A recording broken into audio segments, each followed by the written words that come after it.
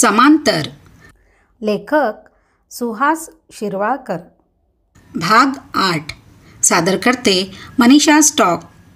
मागील भागात आपण पाहिले की शेवटी कुमार महाजन चक्रपाणीच्या घरी पोहोचला. तिथे गेल्यावर घरातल्या बऱ्याचशा गोष्टी त्याला जरा अजबच वाटत होत्या. आता पुढे बघूया काय काय घडतं ते. मनात कसल्याही शंकांना थारा द्यायचा नाही असं मी पक्क ठरवून टाकलं. म्हणूनच नाही तर किरकोळ शंका होत्याच. या चक्रपाणीनं 24 वर्ष काहीही न करता आरामात जगण्या इतपत पैसा कसा मिळवला हे अजून मला कळलेलं नव्हतं. पण इतका पैसा असूनही त्याच्याकडे एकही नोकर कसा नाही? याला नोकराची आवश्यकताच वाटत नाही का? की नोकर इथे यायलाच तयार होत नाही? घरात नोकर नाही, बाई माणूस नाही, ह्याची बायको इथे येऊन का राहत नाही? हा एकटा इथे का राहतो? मुलाकडे का जात नाही? हे ठिकाण शांत म्हणून त्याला फार आवडलं का आणखी काही कारण आहे? सकाळी घरात नाश्ता कोणी करून ठेवला होता? चक्रपाणीनं? ते काहीही असो, नाश्ता मजबूतनी सुंदर होता, यात काही वाद नाही. साजूक तुपातला शिरा, त्यात काजू, मनुका, बदाम, जोडीला राजस्थानी पद्धतीचे हे असलेले पापड आणि नंतर दूध. 4 तास तरी तोंड हलवण्याची गरज भासणार नव्हती. नाश्ता उरकल्यावर आम्ही वरांड्यात आलो. खुर्च्या टाकून गप्पा मारीत बसलो. जरा वेळ अवांतर गप्पा झाल्या. माझं नाव गाव झालं. मी पन्हाळ्याला नोकरीसाठी गेलो आहे समजतात चक्रपाणी एकदम चमकला. पन्हाळा? होय, कोल्हापूर जवळचं. होय, तिथे मी राहत होतो ना, म्हणून तर विचारलं. आमच्या इम्पिरियल वूड्सची तिथे ब्रांच होती आणि मुंबईत तुम्ही अफरातफर केलीत म्हणून तुम्हाला पन्हाळ्याला टाकलं. अरे, हेही बरोबरच आहे, चक्रपाणी चकित होत म्हणाला. चक्रपाणी, मी पन्हाळ्याला कुठे राहतो माहीत आहे? गूढपणे हसत मी विचारलं. कुठे? Blue moon cottage. मी ते सांगता चक्रपाणी एकदम ताठरला. पुन्हा रिलॅक्स झाला. पण बसलेला धक्का त्याला लपवता आला नाही. आश्चर्य आहे, मी पन्हाळ्याला असताना ब्लू मूनलाच राहत होतो. किती विचित्र योगायोग आहे ना हा. हा योगायोग इथेच संपत नाही चक्रपाणी. माझीही मुंबईहून ट्रान्सफर झाली, ती याच कारणासाठी झाली आहे. काय? अफरातफर? होय, एक टेंडर पास करून घेण्याकरिता एका पार्टीनं मला 1000 रुपये दिले. मी ते घेतले. मला त्याची फार जरूरत होती. काय म्हणतोस काय कुमार? 1000? हो, मी अफरातफर केली तीही रक्कम 1000च होती. असणार, तेवढीच असणार, म्हणूनच मी तुमचा शोध घेत पालांपर्यंत आलो आहे. चक्रपाणीनं काहीही समजत नसल्यासारखा मट्ट चेहरा करून माझ्याकडे पाहिलं. म्हणूनच म्हणजे? मी नाही समजलो. चक्रपाणी, तुमचा ज्योतिषावर विश्वास आहे का? आहे, जरा विचार करून तो म्हणाला. नक्की आहे?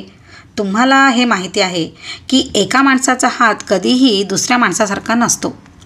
माहिती आहे, पण त्या नियमाला माझा हात अपवाद आहे. माझा हात सुदर्शन चक्रपाणींच्या हाताचं प्रतिरूप आहे. क्षणभर तो सुन्नपणे बसून राहिला. मग म्हणाला, हे कधीच शक्य नाही. का शक्य नाही? काही घटना आपल्या आयुष्यात सारख्या असतील कुमार, पण तेवढ्यावरून तू हा अंदाज बांधू शकतोस? नाही. एकाचा हात दुसऱ्याच्या हातासारखा नसतो, हे त्रिकालबाधित सत्यच आहे. आणि त्याला अपवाद असलाच तर तो माझ्या हाताचा कधीच नसेल. माझ्या आयुष्यात त्या विचित्र घटना घडल्या आहेत, त्या अशक्य कोटीतल्या नसतील कदाचित, पण त्या एकाच्या आयुष्यातच घडल्या. सगळ्या घडणं आता पुन्हा शक्य नाही. मलाही असंच वाटत होतं चक्रपाणी. स्वामींकडून सुदर्शन चक्रपाणी हे नाव कळेपर्यंत. मी मंदपणे हसत म्हणालो. पण आता माझी खात्री पटली आहे, तुमचं आणि माझं आयुष्य 2 समांतर रेषांवरूनच चाललं आहे. फरक असला तर तो इतकाच आहे की माझ्या आयुष्याचा प्रवास तुमच्यानंतर 30 वर्षांनी सुरू झाला आहे. आता मात्र चक्रपाणी कमालीचा अस्वस्थ झाला. कोण?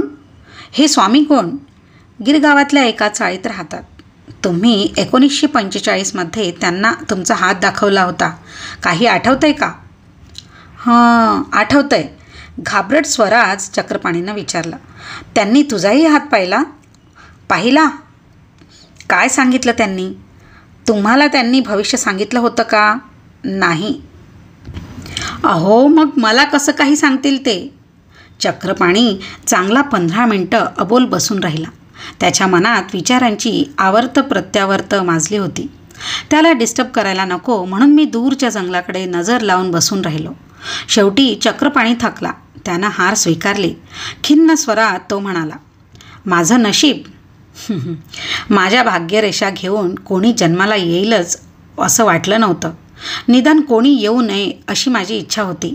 पण स्वामींनीच ती स्पष्टपणे तसं सांगितलं आहे तर तूच तो दुर्दैवी जीव आहेस यावर मला विश्वास ठेवलाच पाहिजे. तुमचं काय वाईट आहे? माझ्या मनातली भीती घालवून टाकण्याचा उद्देशानं मी त्याला म्हटलं. चांगली हवेली आहे मालकीची, घरात गडगंज पैसा आहे, गरजा भागवण्यासाठी कुठे लबाडी करण्याची आवश्यकता नाही.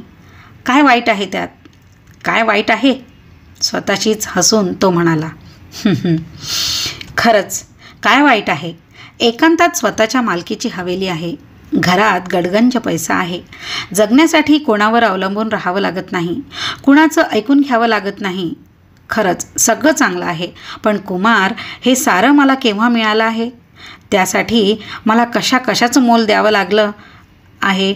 नाही कुमार, लोकांना त्याची कल्पना नसते म्हणूनच श्रीमंत माणूस हा सर्वात सुखी असतो अशी त्यांची समजूत असते. पण हे सगळं परत घेऊन कोणी मला माझं 30-35 वर्षापूर्वीचं आयुष्य परत द्यायला जर तयार असेल तर या क्षणी मी या साऱ्याचा त्याग करायला तयार आहे. तो अस्वस्थपणे चुळबुळत बसून राहिला. मध्येच स्वतःची मान हलवायचा, मध्येच दूर कुठेतरी नजर लावून ठेवायचा. माझी उपस्थिती जणू काही त्याच्या खिचगणतीतही नाही. चक्रपाणी, मी शेवटी हाक मारली. तसा तो एकदम भानावर आला, हसला, स्वच्छ स्वरात म्हणाला, तर मित्रा, तुझा हात अगदी माझ्या हातासारखा आहे म्हणतोस तू. मला त्यातलं काही कळत नाही. स्वामी तसं म्हणतात आणि काही ठोकताळे पडताळून पाहिल्यावर मलाही ते खरंच वाटतं. ठीक, खरं मानून आपण ते. आता तुझा हात माझ्या हातासारखा आहे, पण मग त्यासाठी एवढं लांब येऊन मला भेटण्याची आवश्यकताच काय? मला भेटून परिस्थितीत फरक काय पडतो? काहीच नाही. मग एक कुतूहल केवळ. नाही, तुमच्याकडे येण्याचा माझा उद्देश जरा वेगळा आहे चक्रपाणी. असं म्हणतोस? बरं, बोल, सांगून टाक एकदाचा. तुम्ही म्हणजे इफ यू डोंट माइंड, तुम्ही मला तुमच्या आयुष्यातल्या आतापर्यंतच्या घडलेल्या घटना सांगितल्या तर मला माझं 30 वर्षाचं अचूक भविष्य कळू शकेल. अरे खरंच की रे? चक्रपाणी एकदम बेभान ओरडला. लक्षातच नाही आलं ते माझ्या. माझा भूतकाळ हा तुझा भविष्यकाळ असेल, नाही? होय, आणि म्हणूनच मी म्हणतो, अगदी बारीक सारीक नाही सांगितलं तरी चालेल, पण आठवणारं, महत्त्वाचं, वळण देणारं असं तरी किमान सांगा. मला त्याचा फार उपयोग होईल, मी प्रामाणिकपणे म्हणालो. मी असं करतो कुमार, डोळं मिटून एक एक शब्द जुळवत चक्रपाणी म्हणाला. मी माझ्या लहानपणापासून 1945पर्यंत सांगत येतो, स्वामींकडे जाईपर्यंत. तिथपर्यंत तुझं आयुष्य माझ्या आयुष्याशी जुळलं तर मगच पुढं पाहू. चालेल? हो चालेल, मी उत्साहानं म्हणालो. चक्रपाणी संथपणे एक एक आठवत बोलू लागला. कुमार, लहानपणीचं मला आठवत नाही फारसं. मुख्य आठवतं ते इतकंच की माझे वडील एका व्यापाराच्या पेढीवर मुनीम म्हणून कामाला होते. घरात खूप गरिबी होती. कमावणारे हात 2च होते, खाणारी तोंडं 7-8 होती. आई, मी, माझ्या 3 मोठ्या बहिणी, एक विधवा आत्या आणि तिची वेडी मुलगी.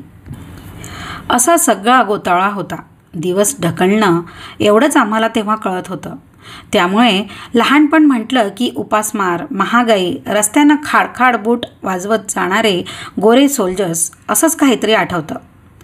आहेत काही लक्षात राहण्यासारखी याही घटना आहेत, पण त्या वैयक्तिक संदर्भात महत्त्वाच्या आहेत. इतरांना त्या महत्त्वाच्या वाटतीलच असं नाही. उदाहरणार्थ, कुठल्या तरी महिन्याची 1 तारीख होती. 1 तारीख हा दिवस माझ्या चांगलाच लक्षात राहायचा, कारण त्या दिवशी बाबांचा पगार व्हायचा. इतर काही नाही तरी त्या दिवशी ते आम्हा मुलांसाठी 4 आण्याचे पेढे आणायचे. 15-16 पेढे यायचे. फार आनंद वाटायचा. पण त्या दिवशी बाबांनी आमच्याकरता काही आणलं नव्हतं. चालताना त्यांचे झोक जात होते आणि तोंडानं ते कोणाकोणाला शिव्या देत होते. आम्हाला काय, आम्ही आपलं नेहमीप्रमाणे त्यांच्याभोवती कोंडाळं केलं. खाऊ खाऊ करायला लागलो. आई छातीशी हात मुडपून एका कोपऱ्यात उभी राहून रडत होती. आत्या परमेश्वराला शिव्याशाप देत होती. पण त्या बदलत्या वातावरणाशी आम्हा लहानांचा काहीही संबंध नव्हता. बाबा घरात येताच एक विचित्र उग्र वास आला होता. तो कसला तेही आम्हाला कळत नव्हतं. बाबा जोरात ओरडले. तेव्हा कुठे बहिणींच्या लक्षात आलं की आजचा दिवस काहीतरी निराळा आहे, गंभीर आहे. त्या निमूटपणे बाजूला झाल्या. मला हट्ट करू नको म्हणून सांगू लागल्या. पण बाबांनी खाऊ का आणला नाही म्हणून मी पाय आपटून रडू लागलो. त्यांच्या अंगाशी झोंबायला लागलो. आईनं बाजूला खेचला. आत्यानं जवळ घेतलं. पण मी त्यांचा पिच्छा सोडलाच नाही. परिणाम एकच झाला. बाबांनी चिडून माझं बखोट धरलं. माझ्या पाठीत रप्पदिशी धपाटा घातला. खाऊ पाहिजे रोज रोज शिंच्याला म्हणत मला जोरात ढकलून दिलं. मी जो धडपडत मागे गेलो तो थेट दाराच्या कोयंड्यावर माझं डोकं आपटलं. खचकन खोक पडली. हा हा म्हणता माझी पाठ, कपडे रक्तानं भरून गेलं. मार सहन न होऊन मी डोळे पांढरे केले. बस त्या दिवसानंतर बाबा जिवंत असेपर्यंत मी त्यांच्यापाशी कसलाही हट्ट धरला नाही. तशी वेळही आली नाही. कारण नंतरची 1 तारीखच काय, कोणत्याही दिवशी बाबा शुद्धीवर असे घरी आलेच नाहीत. हा अनुभव घेतला आहेस कुमार तू? आपण अगदी लहान, आगतिक, मोठ्यांचं वागणं आपल्या हातात नाही. आणि घरात खायला अन्न नसताना घरचा करता माणूस जो आपलं सर्वस्व असतो, संध्याकाळी कशा परिस्थितीत घरी येईल याची मुळीच शाश्वती नाही.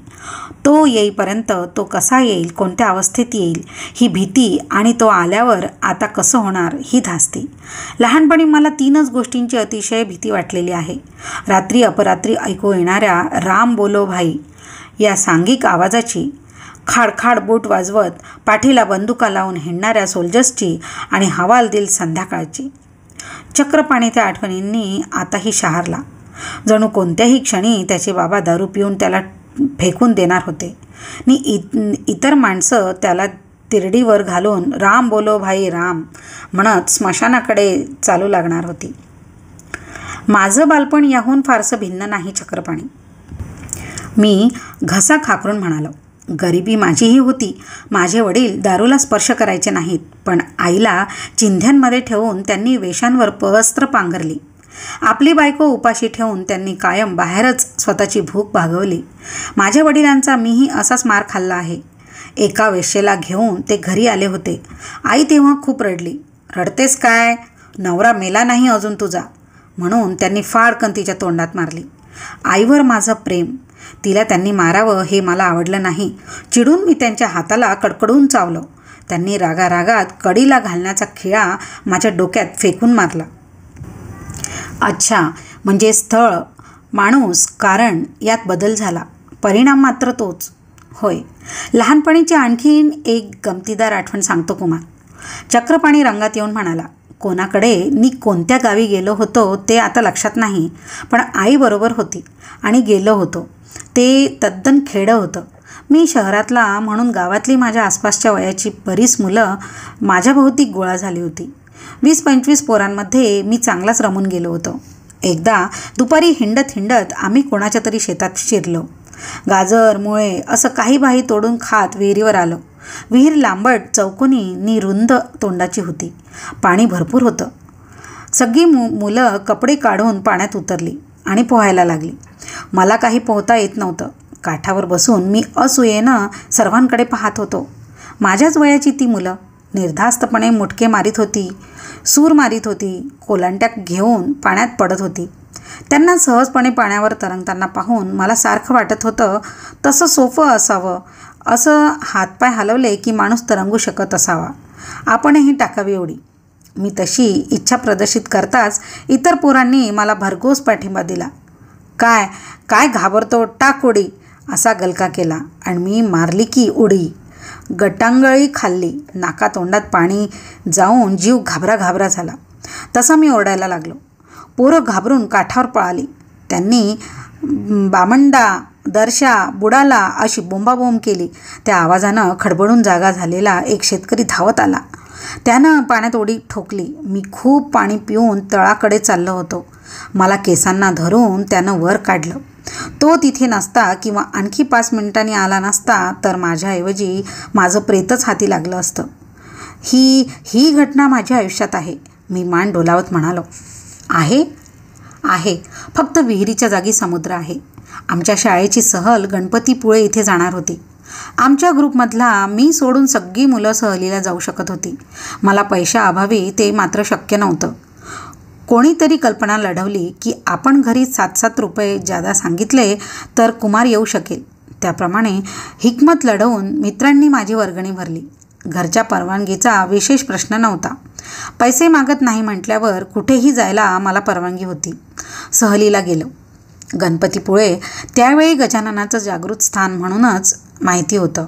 कित्येकांना तर पुळे नावाचं गाव रत्नागिरीच्या आसपास आहे याचाही पत्ता नव्हता. आतासारखं ते पर्यटकांचं पुळे झालेलं नव्हतं.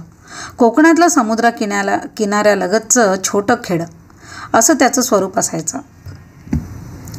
आम्ही सकाळी 6 वाजता स्पेशल एसटीने निघालो. ते संध्याकाळी 7ला पुळ्याला गेलो. गणपतीच्या देवळाबाहेरच्या 2 ओसऱ्यांमध्ये मुक्काम पडला. प्रवासात इतकं दमायला झालं होतं की पाहणं सगळं सकाळवर ढकलून आम्ही झोपून गेलो. पहाटेच्या सुमाराला आमच्यातल्या कोणाला तरी एकाला जाग आली. त्यानं ग्रुपच्या इतर मुलांना आवाज न करता ढोसून ढोसून उठवलं. इतर मुलं शिक्षक झोपलेले असतानाच आपलं सगळं आवरून ठेवण्याची कल्पना त्यावेळी आम्हाला फार आवडली. त्यामागे कधी न पाहिलेला पुळ्याचा समुद्र किनारा पाहणं ही कल्पना अंधुकपणे प्रत्येकाच्या मनात होती. दात घासत बाहेर आलो. सगळे अवाक. अजून बराच अंधार होता. समोर काही अंतरावर प्रचंड गर्जना करणाऱ्या अंधाराच्या लाटा उसळत होत्या. खाऱ्या पाण्याचा ओलसर वास आम्हाला बोलावत होता. पोहायला सगळ्यांनाच येत होतं, पण समुद्रात पोहण्याची काही वेगळी पद्धत असते हे कोणाच्याच ध्यानीमनी नव्हतं. एकानं पोहायचं का विचारताच सगळे निघाले. मागे गणपतीची दाट झाडीची काळीकुट्ट टेकडी, डाव्या उजव्या बाजूला दूरपर्यंत पसरलेला टोकदार किनारा, समोर लाटांचं काळं आव्हान. निघालो. मऊ शार ओलसर रेतीतून पायांचे ठसे उमटत होते. जिथं पाऊल दाबावं तिथं पाणी वर येत होतं. पावलांना पहिल्या लाटेचं उबदार स्पर्श झाला. त्या स्पर्शानं मन हरवून टाकणारी जादू केली. मंतरल्यासारखे आम्ही पाण्यात चालत राहिलो. कंबरभर पाण्यापर्यंत काही वाटलं नाही, पण नंतर पाय सुटायला लागले. शरीर लाटांवर उसळायला लागली. दिशांवरचं नियंत्रण गेलं. धीर सुटायला लागला. लाटांचा मारा कसा चुकवायचा तेच कळेना. एका लाटेवर किनाऱ्यांकडे फेकलं जात असतानाच दुसरी लाट पुन्हा आत ओढून घेऊ लागली. हुक्केरी नावाचा एक कानडी मुलगा त्यावेळी माझ्याबरोबर होता.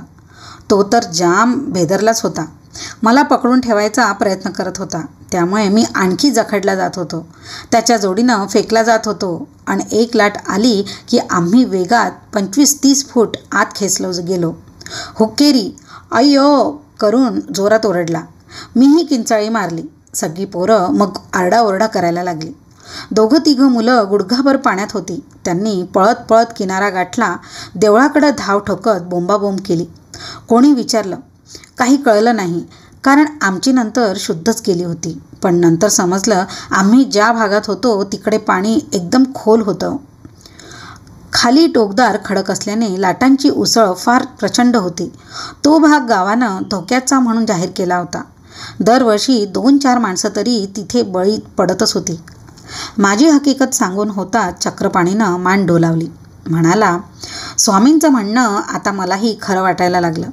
कुमार, तुझं आणि माझं आयुष्य अगदी समांतर रेषांवरून धावत आहे. मी गप्प बसून राहिलो. त्याच्या मनात एखादी आठवण उचंबळून येत असावी असं त्याच्या चेहऱ्यावरून वाटत होतं आणि ते खरं होतं. त्यानं बोलायला सुरुवात केलीच. तसा विचार केला तर आत्ताची काय किंवा आधीची घटना काय सर्वसामान्य होती, म्हणजे कोणाच्याही आयुष्यात घडू शकणारी. मला वाटतं त्यावरून आपण एकदम निष्कर्षापर्यंत येऊ नये. ठीक आहे, अशी एखादी घटना जी तुम्हाला विशेष वाटते ते सांगून पहा, मी आव्हानाच्या स्वरात म्हणालो. कारण माझ्याही आयुष्यात ती थोड्याफार फरकानं घडलेली असणारच. यात मला कोणताही संदेह उरला नव्हता. चक्रपाणीच्या चेहऱ्यावर गूढ हास्य तरळलं. तो म्हणाला, आपण हाच खेळ नवीन प्रकारे खेळू कुमार. तुझ्या आणि माझ्या आयुष्यातल्या घटना सारख्या असल्याचा तुझा दावा आहे ना? होय. मग माझ्या आयुष्यातली एखादी घटना तूच सांग. त्याची कल्पना चांगली होती. त्याच्या मनात समजा असा संशय असेल की आपण जे सांगू त्याला पॅरलल काहीतरी हा सांगून खोटाच सारखेपणाचा भास निर्माण करतो, तर तो संशयसुद्धा दूर होणार होता. चक्रपाणी, तुमची ही पद्धत मला मान्य आहे. माझ्या आयुष्याच्या आधारे मी तुम्हाला प्रश्न विचारतो. तुमची उत्तरं होकारार्थी आली तर स्वामींचं म्हणणं आपण मान्य करायला हरकत नाही. मी म्हणालो. जरा वेळ गप्प राहूनच मी मनाशी उजळणी केली. मग पहिला प्रश्न विचारला. चक्रपाणी, तुमची धाकटी बहीण कोणा परजातीच्या परधर्माच्या माणसाचा हात धरून पळून गेली आहे का? मोठी, धाकटी नाही. तो चकित होत म्हणाला. विमल, सर्वात मोठी. तिला दम्याचा त्रास होता, त्यामुळं तिचं लग्न होत नव्हतं. तिचं होत नव्हतं म्हणून इतरांची राहिली होती. 2 नंबरची आशा दिसायला चांगली होती. एका रात्री ती चिठ्ठी लिहून ठेवून कोणा शिंद्यांचा हात धरून पळून गेली. नंतर तिचं कधी दर्शनच झालं नाही का तिनं बोटभर चिठ्ठीसुद्धा लिहून आम्हाला खुशाली कळवली नाही. माझ्या चेहऱ्यावर विजयी हास्य पसरलं. चक्रपाणी, पहिला ठोकता जमला? जमला. आता दुसरा. तुमच्या मुलाला किंवा मुलीला एखादा असाध्य रोग झाला होता का, ज्यातून तो कधीही बरा झाला नाही आणि जो रोग 1 लाखात एखाद्या मुलालाच होऊ शकतो? माझ्या या प्रश्नासरशी चक्रपाणीचा चेहरा वेदनेनं पिळवटला गेला. कित्येक वर्षापूर्वीचा जुना तडफडाट त्याच्या चेहऱ्यावर साकळला. मान डोलवत खोगऱ्या आवाजात तो म्हणाला, होय, माझी पहिली मुलगी. आत्ता असती तर तुझ्या वयाची असती कुमार ती. काय झालं होतं तिला? आता मेडिकल सायन्सनं खूप प्रगती केली आहे म्हणे. कदाचित आत्ताच्या डॉक्टर्सना त्या रोगाचं निदान झालं असेल, त्यावर उपचार निघाले असतील. पण 30-35 वर्षापूर्वी तरी तशी परिस्थिती नव्हती. रोगाचं निदान होऊ शकलं नाही, त्याला नावही देता आलं नाही. होतं काय पण ते? काय व्हायचं तिला? वयाच्या 3ऱ्या वर्षापर्यंत ती अगदी नॉर्मल होती. कुमार, तिला कसलाही आजार होईल अशी शंकाही नव्हती कोणाला. पण एक दिवस सकाळी ती उठली, आवाज नाही, रडणं नाही, एकटीच खेळत बसली. ही अशी एवढी कशाशी खेळते म्हणून हिनं पाहिलं तर तिच्या डाव्या हाताची करंगळी लुळी पडली होती. एखाद्या रबरी खेळण्याप्रमाणे ती करंगळी मागे पुढे कशीही वाटेल तशी पिरगाळत होती. मग डॉक्टरला दाखवली तिला? होय. त्याचं म्हणणं हिला लहानपणापासूनच करंगळीचं हाडच नाही. असं कसं शक्य आहे कुमार? 3 वर्षात कोणाच्याही लक्षात आलं नसतं का ते? माझं सोडून दे, पण तिची आई, तिच्या तर ते लक्षात आलंच असतं ना. ती दिवसभर नीनाचं सगळं करायची. त्रास म्हणजे वेदना काही झाल्या नाहीत? नाही. 10-15 दिवसांनी दुसऱ्या बोटाचं हाडंही त्याच पद्धतीनं नाहीसं झालं. तेव्हाही तिनं आरडाओरडा केला नाही. तेव्हा मात्र डॉक्टर हादरला आणि म्हणाला, हा प्रकार काहीतरी वेगळाच आहे. हिची हाडं आतल्या आत वितळत आहेत. स्क्रीनिंग केलं तेव्हा त्या 2 बोटांमध्ये सांध्याची हाडच नव्हती आणि तिसऱ्याचं हाड इतरांहून लहान होतं. निरनिराळ्या डॉक्टर्सना दाखवलं, मोठमोठ्या हॉस्पिटलमध्येही नेलं. जोडीनं मंत्र, तंत्र, गंडे, दोरे, उतारे, पारायणं सगळं करून झालं. कशाचाही उपयोग झाला नाही कुमार. एक हाड वितळत राहिलं. 6 महिन्यात साऱ्या शरीराचा बोनलेस फ्लेसचा गोळा तयार झाला. सर्वात शेवटी गालांची हाडंही वितळायला लागली. गाल डोळ्यावर पडायला लागले. तिला, त्या गोळ्याला वाचवण्यासाठीही जीवाचं रान केलं आम्ही. शेवटी डोक्याचं हाड वितळून मेली ती. नेताना अक्षरशः तिला पिशवीत घालून न्यावं लागलं. ऐकताना मला सतत धाकट्या मुलाची आठवण येत होती. त्याचा रबरासारखा ताणत उचलला जाणारा दयनीय देह, त्यावेळेचा त्याचा करुण चेहरा डोळ्यांसमोर तरळत होता. तुझं मुलंही असंच गेलं कुमार? चक्रपाणीनं विचारलं. होय, 2 नंबरचा मुलगा होता तो. त्याच्या स्नायूमधली ताकद कमी होत मेला तो बिचारा. बापरे, मी समजत होतो माझी मुलगी मेली तसं मरण जगात कोणाच्याही वाट्याला आलं नसेल. त्या पद्धतीतला तो एकमेव मृत्यू असेल. पण पण चक्रपाणी, एकदम काहीतरी आठवून मी त्याला विचारलं, या मुलीचं सगळं करायला तुझ्याजवळ पैसा नव्हता? त्यासाठी तुम्ही पहिल्यांदा अवैध मार्गाचा अवलंब केला होता? हो ना, अतोनात पैसा खर्च व्हायचा. डॉक्टरची फी, प्रयोग म्हणून दिलेली औषधं, इंजेक्शनं, पगार कधीच पुरायचा नाही. कित्येकदा पैशांअभावी पूर्ण ट्रीटमेंटही देता यायची नाही. उपासमार तर दिवसाआड वाटायला यायची. बरं, लोक यायचे निराळे, काहीतरी पाहायला मिळतं म्हणून मुलगी पाहायचे, चुकचुकायचे, शहारायचे, सहानुभूती दाखवून निघून जायचे.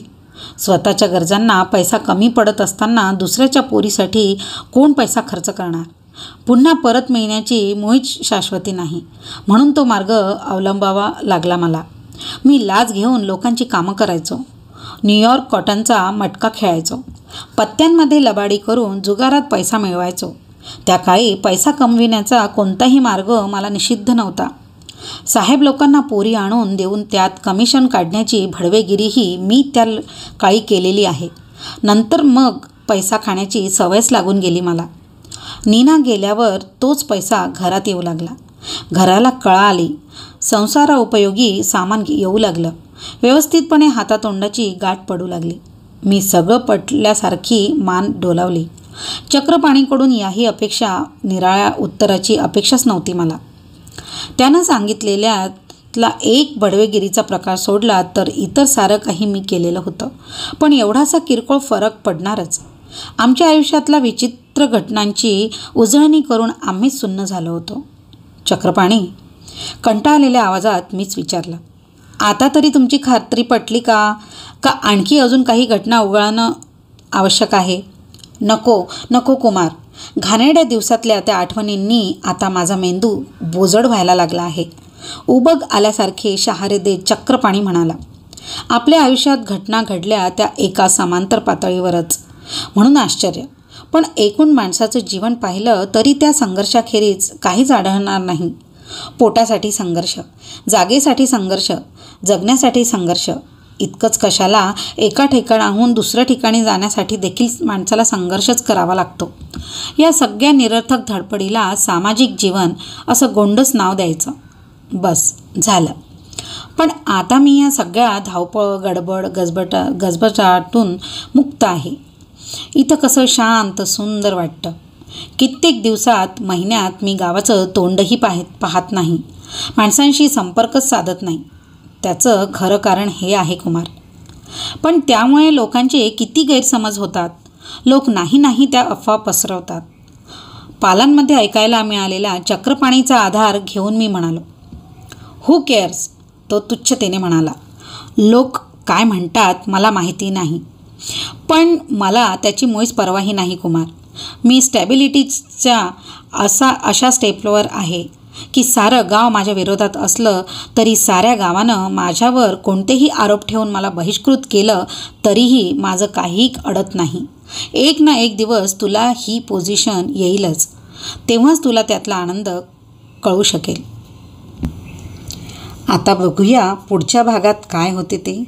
धन्यवाद.